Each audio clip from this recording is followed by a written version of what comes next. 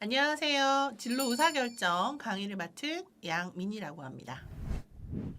자, 학습 목표 한번 살펴보도록 하겠습니다. 첫 번째 학습 목표는요, 진로 의사결정 유형 탐색이고요. 두 번째는 진로 의사결정 방법 학습입니다. 정심으로 뭘 드시겠습니까? 짜장면으로 드시겠어요? 아니면 짬뽕을 드시겠어요? 아니면 여행을 가는데 국내 여행을 가시겠습니까? 아니면 해외 여행을 가시겠어요? 자, 우리는 일상 속에서 굉장히 많은 선택을 마주하고 있습니다. 그리고 이런 선택 쉽지 않습니다. 그쵸? 자, 그렇다면 여러분이 앞두고 있는 혹은 여러분 시기에서 가장 중요한 의사결정, 선택은 뭐가 있나요? 한번 떠올려 보시겠습니까? 네. 진로를 선택하는 일, 그죠? 그리고 어디에 취업할지 이런 것들을 선택하는 거. 여러분이 앞두고 있는 것 중에서 가장 중요한 것이 아닐까라는 생각이 듭니다. 자, 그렇다면 이 중요한 선택을 하신 분도 계시고요. 아니면 앞두고 계신 분도 계실 텐데 어떤 기준으로 그런 것들을 선택을 하셨는지 한번 되짚어 보십시오. 혹은 선택을 앞두고 계시다고 한다면 어떤 기준으로 선택하실 건가요? 네.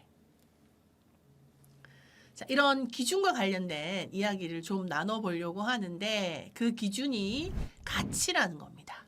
그리고 직업 가치라는 거예요. 네. 자, 직업 가치는 개념을 한번 살펴보면요. 개인이 직업을 통해서 충족하고자 하는 욕구입니다. 그래서 직업 자체가 가지고 있는 내재적 가치도 있고요. 그리고 그 직업이 제공하는 외재적 가치도 있습니다. 그래서 이 두 가지를 다 통합해서 직업 가치라고 얘기를 합니다. 누군가에게 있어서는 사회적 지위가 중요할 수도 있고요. 누군가에게 있어서는 전문성이 굉장히 중요할 수도 있습니다.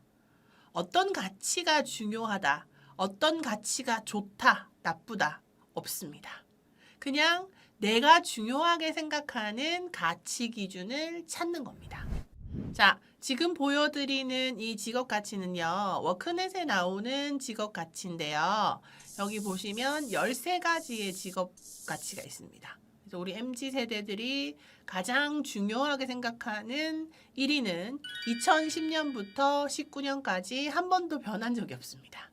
몸과 마음의 여유가 1위입니다. 그리고 2위도 한번 찾아보시겠어요? 자, 2위는 직업의 안정. 네.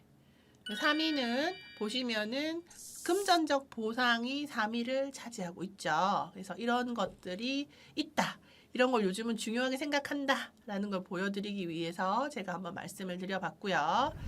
자, 직업 가치를 탐색을 해야 되는데 이게 왜 필요하냐. 일단 의사결정의 기준이 됩니다. 내가 어떤 기준으로 선택할지를 잘 모르는 경우가 많거든요. 그래서 여러분이 의사결정을 하시는 데 있어서 기준점을 제공해 줄 거고요. 두 번째는 직업의 만족도하고도 굉장히 연관성이 있습니다. 내가 중요하게 생각하는 가치 기준이 있는데 그 직업에서 그게 충족이 되느냐, 되지 않느냐, 이건 되게 중요한 문제입니다. 네, 그래서 여러분의 가치 기준을 제대로 알고 있고 그 기준이 어느 정도 충족되는 회사 혹은 직장, 조직에서 일을 하는 것은 여러분의 인생에 있어서의 만족도, 삶의 활력과 굉장히 중요한 연관성이 있다는 것을 좀 알고 계시면 좋을 것 같습니다. 직업가치 사례를 조금 소개를 해드리면요. 이태석 신부님이라고 아시죠? 지금은 고인이 되셨지만 의사로서의 삶을 버리고 신부님이 되셨죠. 그리고 아프리카 지역에서도 가장 생활이 어렵다는 남쪽에 있는 아프리카에 가서 생활을 하십니다. 그래서 너무나 열악한 게 이런 벽돌 같은 거, 벽돌을 만들어서 사용하실 정도로 이 지역은 낙후가 되어 있고 사람들의 삶이 녹록지 않았어요. 거기서 음악 악대도 만들고 공부도 가르쳐주고 의사로서 아픈 사람들을 치료하면서 삶을 사셨습니다. 하지만 본인의 몸을 너무 돌보지 않은 탓에 암으로 세상을 떠나시게 되셨죠. 하지만 이태석 신부님은 돌아가셨지만 그의 제자들이 이태석 신부님의 뒤를 이어서 그러한 일들을 하고 있습니다. 저는 이 기사를 보고 너무 소름이 돋았어요. 네. 한 명의 사람이 선한 영향력을 발휘할 때 그 파급 효과는 엄청나구나라는 생각이 들었습니다. 그래서 이태석 신부님을 본받아가지고 의사가 되고 약사가 되고 해서 그 지역에서 활동하면서 다른 사람을 돕는 사람들의 이야기였습니다.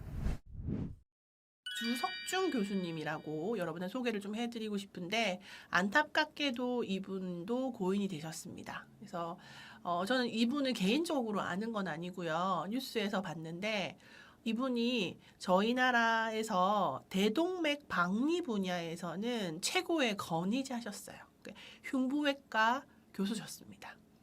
돌아가신 것도 병원 근처에서 응급수술이 항상 많으니까 이제 살고 계셨는데 새벽에 이제 환자가 있어가지고 응급수술 하러 자전거 타고 가시다가 트럭에 이렇게 교통사고를 당하셔서 돌아가셨거든요.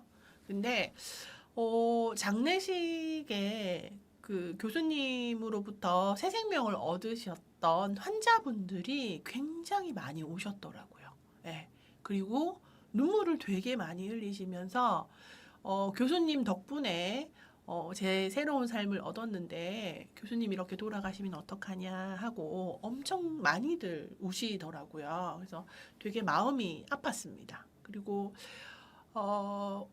이분이 저희가 지금 그 외상센터라고 하죠. 그래서 거점 외상센터들이 부산에도 있고 몇 군데 들어서 있습니다. 그리고 이분의 제자가 그곳에서 다 엄청 휴가도 반납하고 삶의 일부도 반납하면서 환자들을 위해서 희생하면서 살아가고 계시더라고요. 그래서 세상이 이렇게 잘 유지될 수 있는 건 각자의 위치에서 열심히 노력을 하고 있는 사람들 덕분이구나라는 것을 한 번 더 느끼게 됐습니다.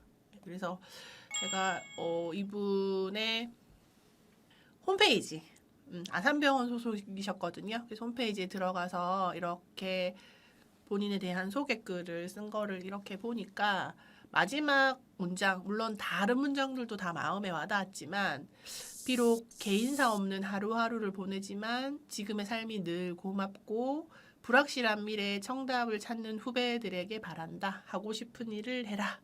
이렇게 써놨더라고요. 그래서 가족들의 인터뷰를 본 적이 있는데 휴가를 가족끼리 제대로 한번 가본 적이 없대요. 그래서 강릉인가를 한번 갔는데 그때도 응급콜이 떨어져서 계시다가 바로 수술을 하러 가실 정도로 환자들한테 엄청나게 헌신적이셨답니다. 그리고 형이 나와서 인터뷰를 하는데 친구들도 그러시고 아마 가장 좋아하는 환자를 치료하는 일을 하고 있을 거라고 되게 행복할 거라고 이렇게 얘기를 하시더라고요. 그리고 이제 여러분 한복 보시면요 화려한 금박을 보셨을 텐데 이 금박 장인이 계십니다. 그래서 김덕한 주요 무형문화재 금박 분야의 장인이신데 옆에 보시는 굉장히 젊은 분이 아드님이세요. 네. 이 아드님으로 말할 것 같으면 무려 AI 박사입니다. 그리고 우리나라에서 가장 좋은 기업의 연구원으로 일을 하셨어요. 그런데 이 집안은 아주 오래 전부터 할아버지의 할아버지의 할아버지부터 왕실의 금박을 하는 장인 집안이었어요. 그래서 아버지가 돌아가시고 나면 그냥 우리 집안에서 하던 가업이 없어지는 게 아니라 대한민국의 금박의 역사가 사라지는 거예요. 그래서 이제 이분이 결심을 하신 거예요. 내가 현재 가장 좋은 분야, 그리고 내가 좋아하는 이 분야에서 일을 할 것인가, 아니면 우리 집안의 가업을 잇고 대한민국의 금박의 명맥을 유지할 것인가를 선택합니다. 그래서 후자를 선택을 했고 금박과 관련된 일을 이어나가게 되었습니다. 사실 이 일이 큰 돈을 벌 수 있는 건 아니랍니다. 수요가 많지 않기 때문에. 하지만 이제 해외 명품들이 우리나라의 금박의 아름다운 것을 이제 알아보고 이런 것들을 찾기 시작하고 하면서 아주 자부심을 가지고 일을 하시더라고요. 그리고 이제 서경덕 교수님은 혹시 알고 계시는지 모르겠습니다, 여러분. 성신여자대학교 교수님이신데 이분은 세계에서 우리 문화를 제대로 잘 알리는 거, 책자나 아니면 광고를 한다거나 혹은 뭔가 잘못된 정보가 있다면 거기에 그 수정 요청을 한다거나 하는 일들을 하십니다. 네. 월급을 따로 받으시는 일도 아닐 텐데 굉장히 열심히 하시거든요. 그래서 여기 옆에 보시면 한복을 입고 있는 여기 캐릭터들이 있잖아요. 이거는 우리나라 게임이 아니고 중국 게임입니다. 네, 중국 게임인데 중국이 자꾸 자기네 옷이라고 얘기를 하지 않습니까? 그래서 이분이 이제 엄청나게 그 부분에 대해서 항의를 했습니다. 네, 계속 그런 일들을 하고 계시고 우리의 것을 지키기 위해서 굉장히 애를 쓰고 계십니다. 그리고 이제 네 번째 분이죠. 네. 서울에서 두 번째로 잘하는 집 이렇게 되어 있는데 감사원 옆에 이 팥죽집이 있어요. 이 팥죽집을 운영하시는데 실제로 이름이 상호명이 이렇습니다. 서울서 둘째로 잘하는 집입니다. 우연히 그곳에 갔다가 여기를 방문하게 됐는데 가게가 아주 정갈하고 그 음식이 팥죽이 너무 정성을 다해서 끓인 느낌이었어요. 맛도 되게 좋았고요. 너무 궁금해서 그냥 검색을 한번 해봤는데 이분이 너무 좋은 일을 많이 하고 계시더라고요. 그래서 되게 감동적이었습니다. 본인의 딸이 아프셔가지고 이제 병원을 다니신 거예요. 되게 어려울 때였답니다. 집안 사정이. 네. 어려움에도 불구하고 딸이 많이 아프니까 돈을 열심히 벌어가지고 겨우겨우 병원비를 대고 이렇게 치료를 하는 과정이 있었는데 병원에 가보니까 너무너무 어려운 사람이 많더래요. 본인보다 더 어려운 사람들이 많더랍니다. 그래서 따님은 이제 완쾌를 하셨고 남편분하고 이야기를 하셨대요. 세상에는 우리보다 훨씬 힘들게 사는 사람이 참 많은데 우리가 사람들을 좀 도우면서 살아갑시다 라고 얘기를 하셨대요. 그래서 장사를 하시면서 계속 기부를 해오신 거예요. 몇십 년째. 그리고 현재는 살고 계신 집이 이분이 돌아가시면 사회에 기증하는 걸로 자녀들하고도 다 이야기를 나누셨다고 합니다. 여러분, 누군가를 위해서 무언가 자신이 가지고 있는 것을 내어주는 일은 쉽지가 않습니다. 네. 그리고 누군가에 위해서 헌신을 하고 희생하는 일 또한 쉽지 않은 일이에요. 그래서 여러분한테 이제 이런 사례를 소개를 해드리는 건 여러분한테 헌신적인 삶을 살아라. 누군가한테 뭔가를 내어줘라. 이렇게 얘기하기 위해서가 아니라 우리가 세상을 살아가는 데 있어서는 혼자 살아가는 것이 아니다. 누군가로부터 많은 도움을 받았고 앞으로도 많은 도움을 받을 건데 여러분이 직업을 가지시게 되면요.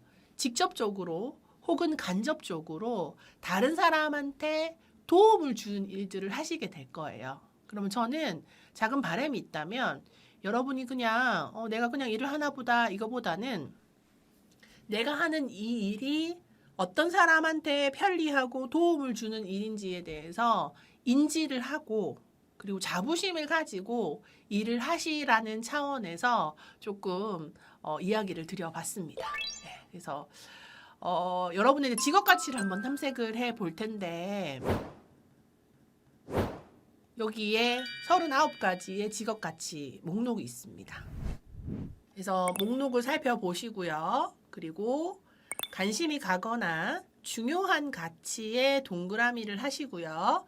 그리고 체크한 가치를 살펴보시고 최종적으로 5개를 선정하시면 됩니다. 처음부터 다시 5개를 선정하는 거는 하지 마시고 그냥 우선은 마음에 드는 거 숫자에 상관없이 다 한번 동그라미를 쳐보세요.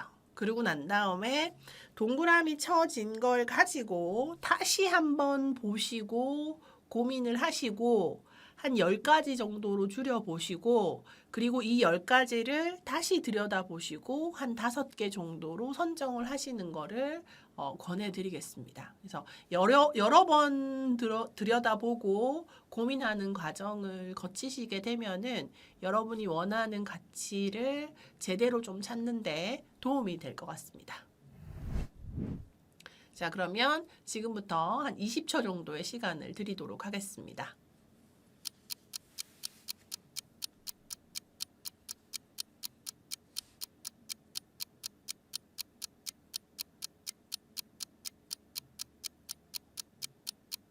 네, 다 되셨죠? 자, 직업가치. 저는 자율성이 제일 중요합니다. 네, 그래서 타인에 의지하지 않고 독립적으로 결정하고 행동할 수 있는 일입니다. 그리고 여기 보시면은 저는 원래 그 금전적인 부분이 직업가치에 하나도 없었는데 이 금전적 보상은 생겼습니다. 내가 일한 만큼의 금전적 대가를 받는 거. 제가 예전에 일했던 회사에서 그때는 한창 많이 바빠가지고 한 달에 뭐 하루 정도 쉬고 다 일을 했습니다. 주말 뭐 캠프도 가고 해서 하루에 일하는 시간이 뭐 보통 8시간에서 10시간 정도 강의를 하고 나머지 시간은 또 학생들 뭐 생활지도 같은 거 캠프를 같이 가게 되면 그러면 잠자는 시간은 거의 한 4시간 정도 이렇게밖에 안 됐거든요. 그런데 어느 날 저는 수에 그렇게 밟진 않습니다. 그냥 강의료를 회사에서 입금해 주는 대로 받았는데 뭔가 약간 작은 느낌이에요, 강의료가. 그래서 이상하다 라는 생각을 했어요. 동료들한테도 이렇게 물어보니까 본인이 받은 것도 조금 작은 느낌이더래요. 그래서 이제 물어봤죠. 회사에 문의를 해봤더니 그 수익률이 좋지 않아서 인건비를 조금 깎았다는 거예요. 말도 안 하고 저희들한테 그렇게 얘기를 한 거예요. 근데 그게 여러 번 지속이 되더라고요. 근데 일을 열심히 했는데 그 대가에 대해서 못 받으니까 이게 되게 화가 나는 일이더라고요. 그래서 그 뒤부터는 일한 만큼의 금전적 대가를 받지 않으면 어떤 일을 행하는 데 있어서 조금 주저하게 되고 그리고 그 주저하는 마음이 있으면 일을 잘할 수가 없잖아요. 그래서 그냥 아예 안 하겠다고 거절을 합니다. 예. 그래서 이런 것들. 그래서 직업 가치는 변화할 수 있다라는 거 여러분한테 좀 말씀을 드리고요. 내가 금전적인 보상인데 혹은 높은 수익을 갖고 있기 때문에 내가 시간도 살 수 있다. 물론 그럴 수는 있겠지만 이 직업 가치는 각각 독립적이라는 거. 그래서 선택을 하는 데 있어서 조금 이해를 해 주시면 좋을 것 같습니다. 진로 의사결정과 관련된 이야기를 좀 할 텐데 2가지의 방법을 이야기를 해 보도록 하겠습니다. 자, 첫 번째 방법을 이야기를 하기 전에 여러분이 가지고 있는 의사소통 유형에 대해서 한번 살펴보도록 하겠습니다. 자, 그래서 체크리스트 한번 해 보실게요. 자, 첫 번째 유형부터 한번 살펴보도록 하겠습니다. 합리적 의사결정 유형입니다. 합리적 의사결정 유형은요, 자신에게 맞는 진로 정보를 검토하고 수집해서 이를 근거로 해서 자신의 상황에 대해서 현실적으로 평가하는 유형입니다. 자, 그리고 이 유형은 의사결정을 전체적이고 종합적인 시각에서 보고요. 그리고 정확한 정보를 얻고 논리적이고 체계적이며 신중하게 결정을 하는 편입니다. 그리고 결정에 대한 책임을 수용해요.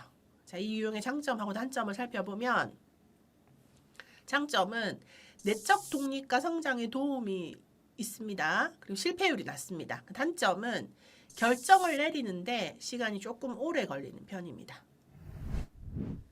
두 번째 의사결정 유형은요. 직관적 의사결정 유형입니다. 특징은 의사결정 시에 자신의 감정, 즉 정서적인 지각과 직관을 기준으로 결정을 하고요. 결정에 대한 책임을 집니다. 장점은 의사결정이 빠르고 스스로 선택에 책임을 지고 창조적인 해결 방법을 사용합니다. 하지만 단점은 자신의 결정이 어떻게 도달했는지를 명확하게 말하지 못하고 실패 확률이 좀 있을 수 있습니다. 세 번째는요. 의존적 의사결정입니다. 의사결정을 할 때 타인의 영향을 많이 받습니다. 순종적이고 조금 의존적인 편이고요. 그리고 사회적인 인정 욕구가 높은 유형이에요. 그리고 세 번째는 사회적인 인정을 중요시하고요. 그리고 의사결정에 대한 책임을 지는 걸 안 하죠. 자, 장점은 영향력 있는 사람의 결정에 따르기 때문에 실패가 적습니다. 단점은 소신 있게 일 처리하는 것을 못하기 때문에 실패 시 남 탓을 좀 하는 편이에요. 자, 여러분 어떤 유형에 속하세요? 네. 유형을 아시면은 여러분이 어떤 유형이기 때문에 보완을 해야 되겠다, 이렇게 하지 말아야 되겠다 알고 계시기 때문에 조금 의사결정을 할 때 활용하시면 유용할 것 같습니다.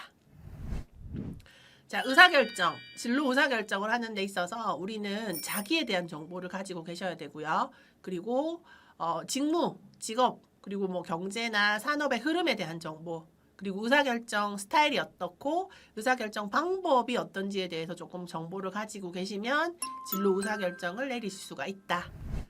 자, 그래서 진로 의사결정 5개 단계를 좀 설명을 드리겠습니다. 첫 번째는 목표 설정입니다. 구체적이고 분명한 목표를 조금 설정하시고, 그리고 진로 장벽을 체크하시는 거 필요합니다. 의사결정을 내리는 데 있어서 드러나지 않지만 갖고 있는 장벽 같은 것들이 있거든요. 그래서 뒤에서 한번 얘기 나눠볼 거고요. 그 다음에 대안 탐색입니다. 목표 실현을 위한 방법을 탐색을 하고요. 세 번째는 평가입니다. 이걸 하는 게 맞을까? 이게 최선일까? 이런 것들 좀 탐색을 하고, 그리고 다시 평가를 합니다. 이게 구체적이고 분명한 목표 맞는지 진로 장벽 다시 한번 탐색해보고, 그리고 계획을 수립하고 실천하는 이렇게 5개 단계로 좀 이루어져 있고요.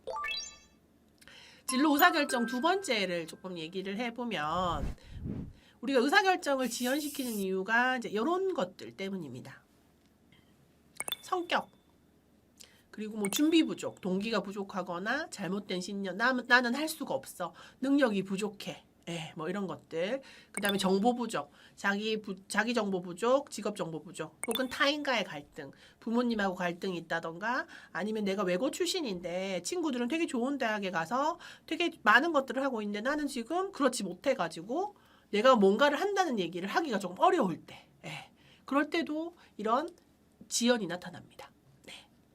아니면은 형이 너무, 혹은 누나가 너무, 언니가 너무 훌륭해가지고 내가 뭔가 하는 일을 집안에서 조금 열렬하게 지지를 해준다거나 뭐 이런 분위기가 아니어가지고 내가 하고 싶은 것에 대해서 이야기하거나 결정하는 것이 어려울 수도 있습니다. 그리고 정보가 불일치하는 경우에, 나는 이걸 하려고 생각했는데 막상 들여다보니까 별로인 것 같아.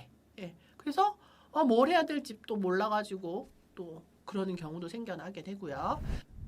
진로를 선택하는 데 있어서 대안을 탐색하는 겁니다. 앞서서 이제 직업가치와 관련된 것들을 여러분한테 알려드렸었는데, 직업가치를 여기 포함하셔도 돼요. 진로 대안에. 그래서 그 기준을 직업가치뿐만 아니라 다른 것들, 여러분이 중요하게 생각하는 것들을 조금 넣으셔가지고 진로 의사결정 시에 고려해야 되는 대안으로 한번 정리를 해보시면 좋겠고요. 자, 이거를 가지고 우리가 이제 진로 대안을 한번 뽑아보는 겁니다. 5개든 7개든 한번 뽑아보시면은 본인이 중요하게 생각하는 것들을 한번 뽑아보시고, 그리고 나서 이제 이걸 의사결정에 적용을 하시는 겁니다. 그래서 내가 중요하게 생각하는 의사결정 기준, 그러니까 진로 대안을 7개를 쫙 쓰는 거예요.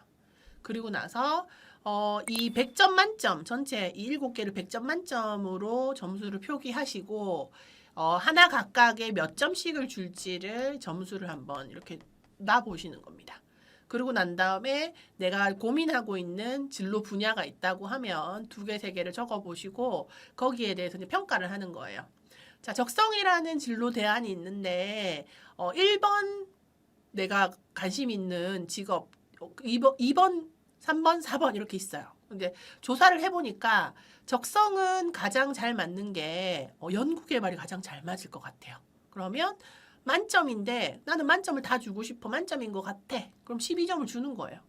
다른 기술 영업 봤더니 내 적성하고는 조금 거리가 먼 것 같아. 그러면 내가 점수를 한 8점 혹은 5점을 줘도 됩니다. 네, 그래서 최고 점수가 여러분이 쓰신 점수가 되고요. 그리고 그 최고 점수를 다 주셔도 되고 아니면 낮은 점수를 주셔도 됩니다. 여러분 마음입니다. 이렇게 하셔가지고 점수를 한번 다 매겨보시면 가장 높은 점수가 나오는 것들이 있어요.